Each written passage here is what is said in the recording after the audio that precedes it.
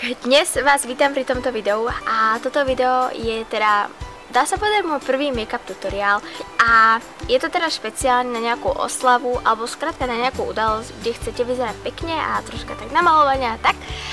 A ako sa dá vyzerať na malovanie? Nevadí.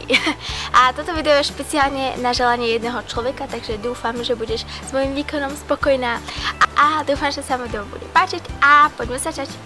A na začiatok ešte také malinké upozornenie, že začnem očami, keďže nechcem, aby sa mi tiene, ktoré sa vlastne naparášia ako keby pod oko, dostali na ten make-up a potom to bude také špinavé, takže najprv začnem očami až potom na make-up. Dobre, poďme začať.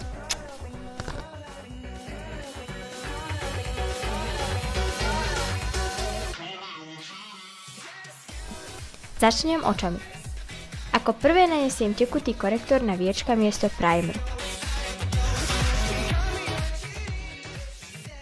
Začnem bledozlatým tieňom, ktorý aplikujem do kútika oka.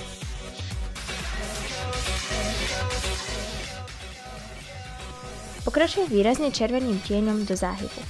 A keďže ja som zrovna taký tieň nemala, použijem lícienku. Efekt bude rovnaký.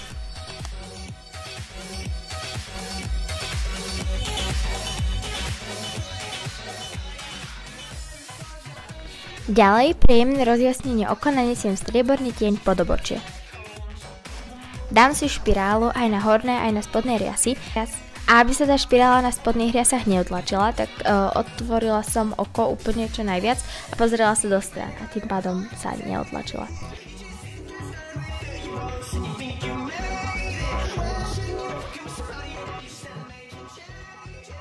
A nakoniec jemne vykreslím tvar obočia, ktorý tomu líčeniu dodá taký celkový efekt.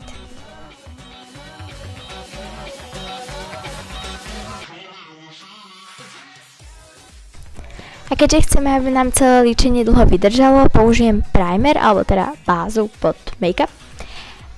Ďalej nanášam korektor, ale samozrejme, ak máte viac problematickú pleť, tak môžete použiť BB cream alebo make-up.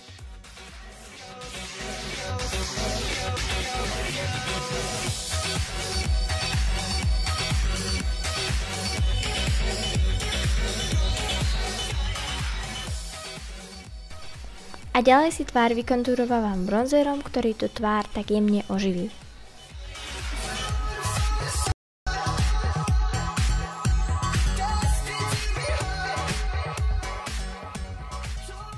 A keďže chcem, aby som sa neloskla a to všetko vydržalo, tak to celé zafixujem púdrom.